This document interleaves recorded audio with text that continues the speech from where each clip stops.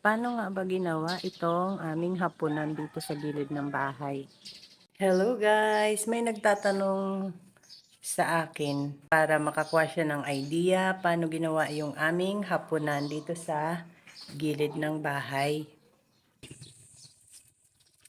Ito yung tinatanong niyang hapunan. Bunutin natin. Aba, ang hirap. Wala ditong nakatali.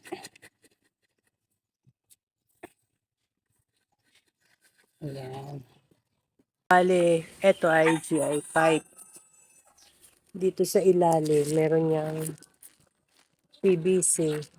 Ito po, PVC na nilagyan ng semento. Ayan, ito. Semento yan. PVC. Mga 8 inches ang lalim. Tapos, dito sa taas, nilagyan ng maliit na bakal dito. Diyan ipinako yung kahoy para hindi madulas.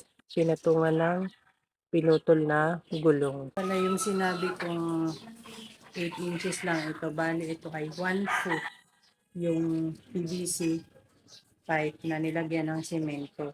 Tapos ito namang GI pipe ay 3 feet ang haba. Hanggang dito lang yan. Dinaan mo sa semento hanggang dito lang. Dito may kahoy. Pinako dito sa ano ba ito? Flat bat. Dati ang ginagawa naming hapunan ay yung bayog, yung matigas na kawayan. Yun ang dati naming ginagawang hapunan. Pero dahil nakabaon sa lupa, hindi namin alam minsan bulok na pala yung ilalim. Kaya ay ang manok pa naman laging naghihila ng tali. Kaya ayun, laging may nakakaalpas dating manok sa amin. Kaya ganitong hapunan ang ginawa ni Jason. Ito matagal na. Matagal na hindi pa rin napapalitan. Ito lang yung tali, yung loop. Kailangan maliit lang.